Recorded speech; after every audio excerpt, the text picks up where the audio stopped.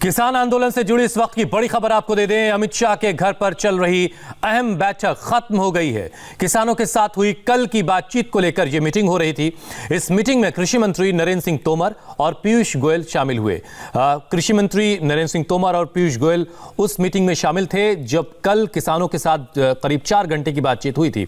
दूसरी तरफ सिंघू बॉर्डर पर किसान नेताओं की भी मीटिंग चल रही है।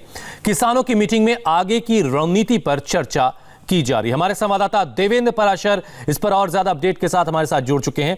देवेंद्र, अमित शाह के घर पर एक अहम बैठक चल रही थी, बैठक खत्म हो चुकी है, यहां से क्या अपडेट आपको मिल रहा है? ये इस बैठक का मकसद ये था कि कल जो 2 राउंड बैठक हुई थी किसान संगठनों के साथ गोयल, नरेंद्र सिंह तोमर और सोम प्रकाश की, उस बैठक के बारे में गृह मंत्री अमित शाह को अपडेट करना था।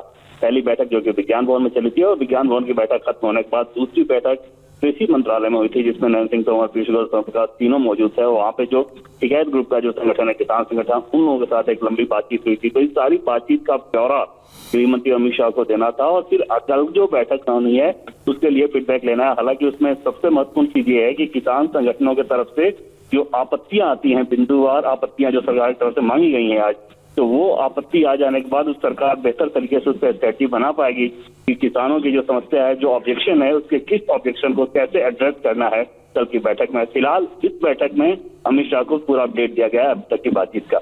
देवेंद्र, इस बीच सिंघू बॉर्डर पर भी मीटिंग चल रही है, वो सारी चीजें तो ठीक हैं, लेकिन दिल्ली के अलग अलग बॉर्डर लगातार उन पर दबाव बढ़ता जा रहा है। किसान जहां जहां डटे हैं, दिल्ली एक तरह से कैद होती जा रही है। क्या सरकार के पास कोई प्लान बी भी है? अगर जो ड्राफ्ट किसानों की तरफ से दिया जाता है, सरकार उसे मानने को राजी नहीं होती, तो क्या रास्ता अख्तियार करेगी सरकार?